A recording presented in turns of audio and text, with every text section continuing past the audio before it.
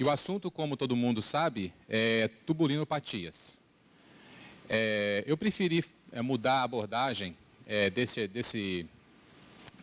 dessa aula e eu troquei a ordem de última hora dos meus slides. Eu ia falar primeiro sobre a bioquímica da tubulinopatia e eu troquei e vou falar primeiro, vou mostrar os casos, né? A gente vai poder discorrer assim, lentamente por cada um. Depois a gente vai, se tiver tempo, sobrar tempo, a gente vai conversar sobre a bioquímica. Mais uma vez, eu só gostaria de pedir a permissão de falar sobre esse evento que a gente vai ter em Brasília. Né? Esse evento a gente vai contar com 15 professores, 7 internacionais e 8 do Brasil. Para quem estiver aqui hoje no site, se você fizer a inscrição hoje ou amanhã, tem um desconto especial, né? Então não perca. Essa é a lista dos palestrantes e eu queria fazer um outro convite. Esse é meu telefone. Se vocês quiserem participar de um grupo de discussão de casos de pediatria, basta escrever, tirar uma foto desse telefone e me escrever novamente. Bom, antes de mais nada, né, a gente que lida com crianças, é importante você medir o perímetro cefálico. Né? Todas as crianças no hospital, a gente faz a medida do perímetro cefálico antes de cada exame.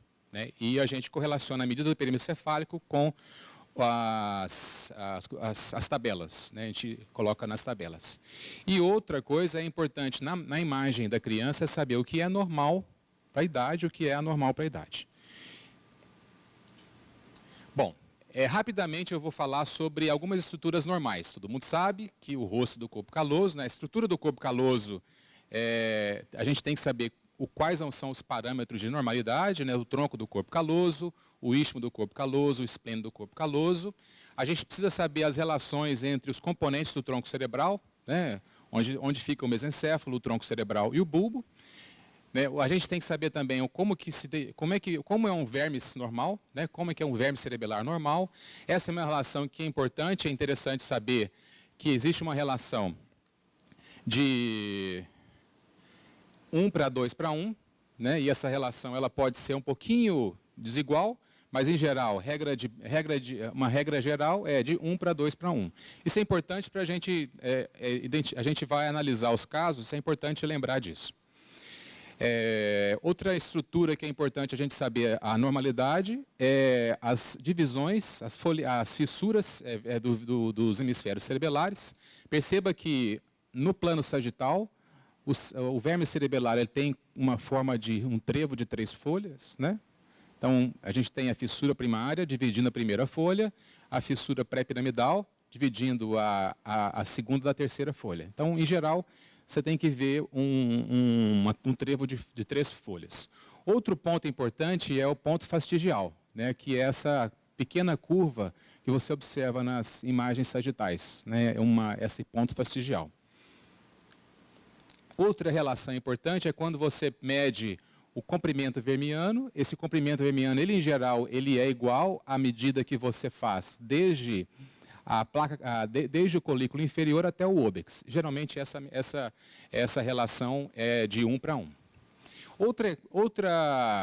Uma fonte de anormalidade é quando você perde esse paralelismo entre a fissura silviana e a base do lobo temporal. Então, rapidamente uma revisão na anatomia. Bom, as tubulinopatias é um assunto muito quente no momento, é um hot topics mesmo, né? E eu vou tratar sobre as tubulinopatias e, se eu tiver tempo, eu vou falar sobre MAP-patias. As MAPs são proteínas associadas aos microtúbulos, que também fazem patologias específicas, tá? Então, existem as tubulinopatias, que são doenças específicas e propriamente ditas dos microtúbulos, e as MAP-patias, que são as doenças de proteínas que se associam aos microtúbulos. Então, o primeiro caso é uma criança de 12 anos, ele tem uma encefalopatia estática, ele tem atraso no desenvolvimento e microcefalia. Então, aqui, perceba aquela imagem da normalidade. Essa criança ela tem um corpo caloso bem fino, ele tem um ponto fastigial alterado, Você vê que ele está desviado e esse ângulo é anormal, e você perdeu a relação de 1 para 2 para 1. Basicamente é 1 para 1 para 1. Então, isso é uma linha média anormal. Você tem assimetria entre os pedúnculos cerebelares médios, este sendo maior do que esse. Você permanece a assimetria do mesencéfalo, né, uma redução principalmente do lado esquerdo, né, do volume. Perceba que as relações entre os ventrículos é anormal. Você tem ventriculomegalia, né? Você tem uma assimetria de tamanho, né? E você percebe a fusão do caudado com o lentiforme. Você percebe que existe uma fusão anormal entre essas duas estruturas. Então, isso são características das tubulinopatias, né? A fusão dos gânglios da base, né? E a assimetria. É como se tivesse os ventrículos laterais estivessem fora de eixo, um com o outro. Então, são características de tubulinopatias. A assimetria e a dilatação dos ventrículos. Vou passar por questão de tempo. Você vê a assimetria dos ventrículos e afilamento do corpo caloso. Você percebe que existe um hipodesenvolvimento do lobo temporal. Você perdeu aquele paralelismo, tá? Percebe que existe um hipodesenvolvimento dos lobos temporais. Mais uma vez, né, um hipodesenvolvimento. Um afilamento do corpo caloso e uma relação anormal de 1 para 1 para 1 das estruturas do tronco cerebral. Mais uma vez. Então, quais foram os achados desse caso? Você tem corpo caloso fino, ele é dismórfico, gânglios da base fundidos, uma fusão dos gânglios da base, ventriculomegalia assimétrica, pobreza de substância branca. Está vendo que em algumas regiões o córtex quase se encontra com a superfície ependimária. A comissura anterior ausente, não existe a imagem da comissura anterior, né, e uma hipoplasia do verme cerebelar inferior, o verme termina aqui. Então, isso são achados típicos, né, de uma tubulinopatia. E, como a gente já falou, o tronco cerebral anormal. Bom, esse é um artigo interessante que todos... se você nunca ouviu falar de tubulinopatias, comece através dele. Esse é um artigo, ele não tem muita parte genética, mas ele é exatamente dedicado à parte clínica, né? Então, esse é um artigo que um dos autores é o Dr. Barkovich. Então, o que é comum nessa tubulinopatia, a TUB-alfa-1A? O que é comum? Alterações do corpo caloso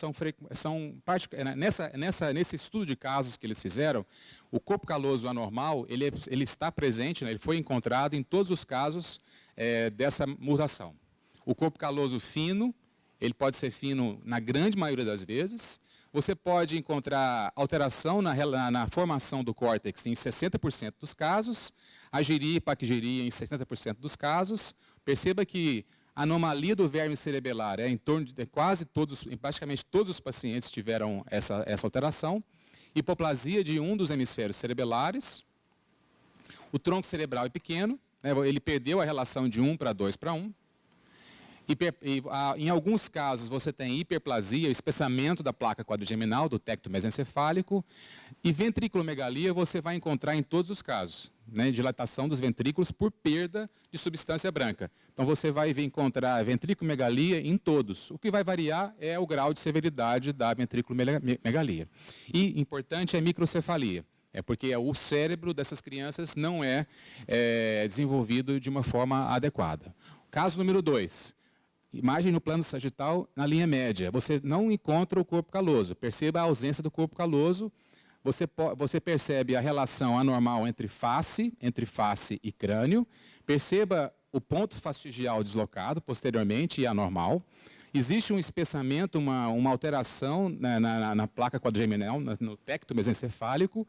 A relação anormal entre o mesencéfalo, ponte e bulbo. Então, você não tem aquela relação 1 para 2 para 1. Você tem menos de 1 e 1. E uma hipoplasia do verme cerebelar inferior. Isso é uma criança de 15 anos, do sexo masculino. Você percebe a fusão, a ausência... Onde está a cápsula interna aqui? Né? Existe uma fusão entre o caudado, e o núcleo lentiforme, né, você percebe que existe um hipodesenvolvimento generalizado do córtex cerebral. Você percebe dilatação ventricular discreta e hipoplasia cerebelar bilateral com configuração anormal do tronco cerebral. Isso é um outro caso de tubulinopatia com mutação no gene alfa, né? Um terceiro caso, perceba mais uma vez, uma hipoplasia, afilamento do corpo caloso, uma configuração anormal do tronco cerebral, hipoplasia da ponte, um espessamento do tecto do mesencéfalo, uma alteração na fossa posterior com a redução volumétrica do verme cerebelar. Então, isso aí é característico de tubulinopatias, né? Perceba a hipoplasia do vermes, uma ectasia da cisterna magna e assimetria, né? Perceba a assimetria e provavelmente alteração no padrão de organização das folias cerebelares em ambos lados. Uma outra imagem, perceba o hipodesenvolvimento do córtex cerebral, algumas áreas de provável polimicrogeria ao redor das fissuras silvianas e ausência do corpo caloso, levando esse padrão de colpocefalia e ventriculomegalia. Esse é um outro caso de tubulinopatia.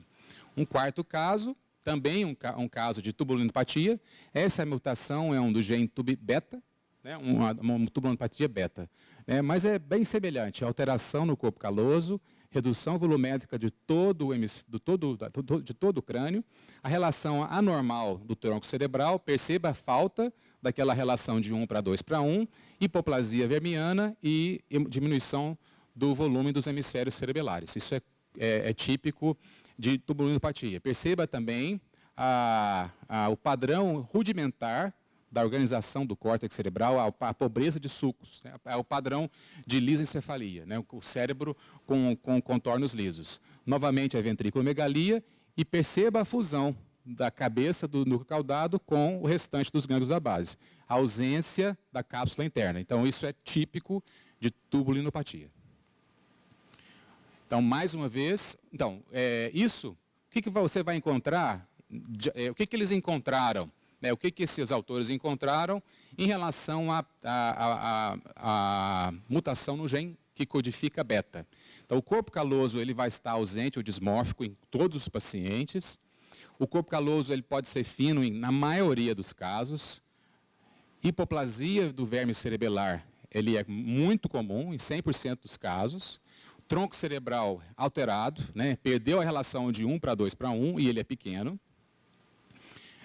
Às vezes você vai encontrar aquele teto mesencefálico, aquela placa quadrigeminal, ela é espessada, hiperplásica, e a ventriculomegalia, alteração da forma e de simetria dos ventrículos laterais. Isso é bastante comum, em 60% dos casos. Mais um caso número 5, uma criança de 7 meses com uma mutação no gene alfa E8. Né? Perceba a alteração no corpo caloso, o padrão de organização dos giros anormal. Tá? Não muito alterado o vermes, o tronco cerebral também não muito alterado, mas perceba que, nesse caso, você teve hipoplasia do córtex e um córtex organizado de uma maneira alterada. Então, esse é um caso mais difícil de dar o diagnóstico, não é um caso típico de tubulinopatia. Sexto caso, vou pular esse caso. Bom, nós falamos, a gente reviu 5 casos de tubulinopatias. A gente vai mostrar doenças causadas por codificação anormal de proteínas que se associam aos microtúbulos. Se a gente tiver tempo, no final eu vou mostrar onde eles atuam, né, especificamente. Vamos falar sobre as mapatias. Né? Caso número 7, você percebe um padrão de figura em 8.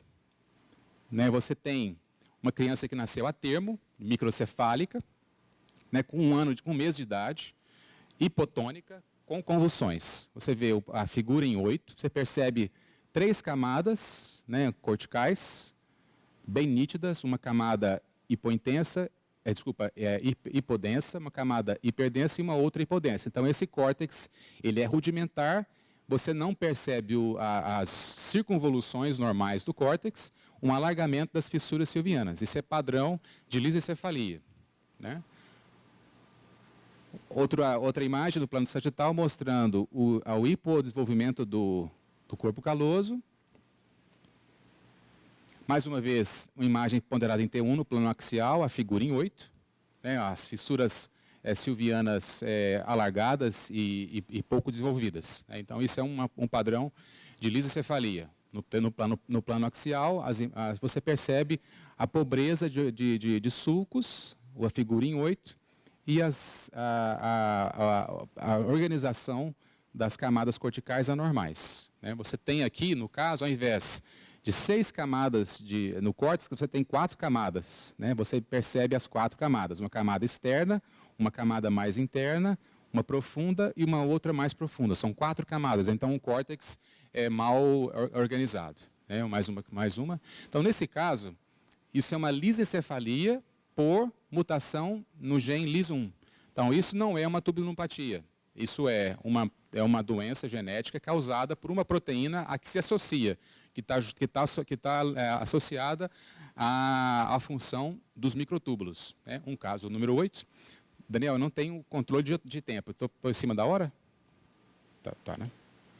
Bom, um outro caso é uma criança de 7 anos, feminino, né, com convulsões. Você percebe que existe uma diferença de alterações anteriores e posteriores. Você percebe que a alteração é mais importante na porção mais posterior dos hemisférios cerebrais. Existe uma pobreza de sulcos, né? Os sulcos são mais bem formados na região mais anterior e na região posterior você tem o padrão de lisencefalia, né, propriamente dito. Você percebe que as camadas corticais elas não foram bem formadas. Você percebe uma configuração anormal das fissuras silvianas. Né? Então, uma provável lisencefalia numa menina.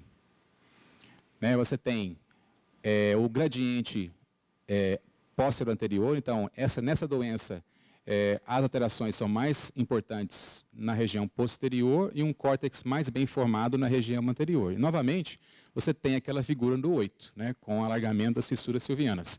Isso não é tão grave como no outro paciente. Né? Mais uma vez, a figura em 8 com alargamento das fissuras silvianas. E o padrão de paquigiria. Né? Então, esse é um caso de paquigiria relacionada à mutação no gene que codifica a LIS1. Um caso 9 é um caso semelhante. Outro caso, né, de alteração na configuração e na organização dos giros. Existe o gradiente, né, póstero anterior com alterações mais graves na região posterior. Você tem hipoplasia dos hemisférios cerebelares, hipoplasia do verme cerebelar. O corpo caloso ele é afilado e dismórfico. E mais uma vez você percebe um padrão de paquigiria que é mais importante na região posterior. Né? Então, mais um caso de mutação LIS1. Então, o que você vai encontrar no LIS1? O corpo caloso ele é alterado na grande maioria dos pacientes. Você vai encontrar agiria e paquigiria na maioria dos pacientes, né? 100% dos casos. Não é uma patologia que cursa com frequência alterações cerebelares. Né? Então, isso não é o típico. O que é típico é a alteração no corpo caloso e o padrão de organização do córtex cerebral, que ele é agírico ou paquigírico.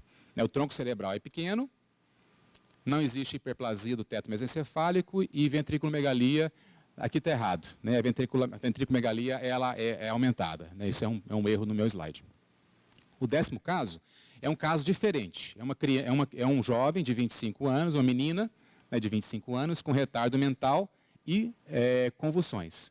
Aqui no plano sagital, você percebe que existe uma camada que tem o mesmo sinal do córtex. Né? Olha, onde não existiria essa camada. Né? Então, é como se tivesse um outro córtex na profundidade dos hemisférios cerebrais. Né? Você tem aqui o córtex em posição normal e uma banda de córtex profunda. Né? Algumas pessoas já devem saber o diagnóstico. É mais fácil de você identificar esse padrão nas imagens do plano axial. Né? Você tem o córtex normal, a substância branca subcortical e uma banda de córtex, né? Como se fosse um segundo córtex. Né? Isso também é uma mapatia. Né? É uma doença relacionada com a função dos microtúbulos, né? A banda de córtex heterotópica. Então, isso é uma heterotopia em banda com a mutação no DCX. O que é o DCX? É doble cortina ou córtex duplo, né? É uma proteína que está associada na migração do neurônio para a região correta, né? Então, de acordo com esse artigo, você vai encontrar corpo caloso ausente, dismórfico, em menos da metade dos casos. O corpo caloso é fino, mas o corpo caloso não é uma característica, alterações no corpo caloso não é uma característica importante nesse grupo de patologias. O que é importante na DCX é o padrão de agiria e paquigiria, como foi nos casos de LIS1. O verme cerebelar geralmente não é acometido, os hemisférios cerebelares não são acometidos, e isso também, desculpa, é porque foi um Ctrl+P, Ctrl+C, Ctrl+V, e você vai encontrar, sim, ventriculomegalia na grande maioria dos casos. Bom, a diferença do DCX, ele é relacionado ao X, como está o nome propriamente dito, né? Ele é responsável por 12% dos casos de lisencefalia. Ele codifica a proteína que chama doble cortina, né? A proteína de ligação e estabilização dos microtúbulos. Então, qual que é a diferença disso em termos de genética? A lisencefalia clássica, ela ocorre em homens, né? Bom, no caso, se você tem a mutação de DCX, se você for homem, você vai ter lisencefalia, tá? Então, e a mãe dessa criança ela vai ter heterotopia em banda, né? Então, como é uma doença ligada ao X, a mulher ela vai ter uma expressão mais grave da doença. O 11º caso, isso é um caso de uma criança de 6 anos, do sexo feminino, com microcefalia e atraso no desenvolvimento, né, neuropsicomotor e também convulsões. Imagem no plano sagital, você percebe uma desproporção crâniofacial, a gente já tinha identificado isso, né, a gente já tinha identificado a microcefalia no exame clínico. Você tem alteração do corpo caloso, o rosto do corpo caloso é praticamente normal, o joelho é normal, mas você percebe que depois do tronco do corpo caloso, existe uma ausência, né? Uma ausência de porções do istmo e do joelho do corpo caloso. A relação é anormal entre as estruturas do tronco cerebral. Você tem mesencéfalo curto, a relação entre mesencéfalo e bulbo anormal. Então, você tem uma ponte reduzida de tamanho. Então, a relação é de praticamente 1 para 1 para 1,2, 1,3. Então, isso é anormal. E o tamanho do vermes não significativo. O tamanho do vermes é praticamente normal nesse caso. O que é interessante nesse caso é o padrão de digiria. Você vê que ele tem a formação de giros, ele tem sulcos, só que esses giros eles são mais profundos, né? Isso é um padrão de digiria, né? Ele não os giros não são tão profundos, né, principalmente nas regiões posteriores, né? Praticamente não é normal, né? Isso não é normal. Um achado importante é que as cabeças dos núcleos caudados elas são mais arredondadas, são mais globosas, né? Talvez a gente perceba isso nessa imagem quadrada em T1, que existe como se eles estivessem engordando, né? Engordados ou grossos, né? Então, o aspecto de bolota, né? Das cabeças dos núcleos caudados. Né? Mais uma vez no plano axial, né? Você percebe um discreto aumento volumétrico das cabeças dos núcleos caudados, que é um achado que nos facilita para separar essa doença de outras que eu vou falar. Né? A alteração de colpocefalia dos cornos occipitais, dos ventrículos laterais, e o padrão de cabeças dos núcleos caudados alongados, ou engordados, ou engrossados. Bom, isso é uma outra mapatia, vamos dizer assim, né? Ela está localizada, ela é classificada nas desordens da função microtubular, e é uma mutação diferente. Mas como é que você separa a mutação na dineína, né, que é a dineína H1, e com a lisencefalia? Como que você vai separar a doença uma da outra? Né? Além de tudo, você tem alteração no corpo caloso, que nessa série de casos, ele tem alteração em quase 100% dos casos. O corpo caloso geralmente não é fino, mas ele está ausente, como aquele caso que eu mostrei. Existe alteração no corpo caloso em 100% dos casos. Você percebe aquele padrão de paquigeria ou alteração na organização cortical em 100% dos casos. O verme cerebelar ele pode ser pequeno na metade dos casos. Não é uma doença que cursa com alteração do volume cerebral. Como a gente mostrou, o tronco cerebral é pequeno, né? Uma relação anormal. Naquele caso, a gente tinha ponte reduzida de volume. Não é a hiperplasia do tecto mesencefálico não é muito comum e a ventriculomegalia é em até 1/3 dos casos. Bom, quais são os achados típicos de pacientes com mutação na dineína? As cabeças dos núcleos caudados são grandes, são bolotas, são engordadas, são gordas, né? Você tem uma leve redução volumétrica do verme cerebelar anterior. E quais são as características que definem ou que separam LIS1 da mutação na dineína, né? É o verme cerebelar anterior pequeno e cabeça dos núcleos caudados grandes. É o que diferencia alterações relacionadas a LIS1 e a dineína, né? Então é importante você saber o que é normal do que é anormal nos casos, né? E pacientes com dineína, eles podem ter paquigeria posterior, né? Eles também têm, você percebeu que nos casos de LIS1, a paquigeria é mais comum na região posterior. E naquele paciente da dineína, ele tinha realmente a paquigeria posterior, só que ele era menos grave do que os pacientes com LIS, né? É praticamente normal, né? Bom, queria só mostrar um resumo.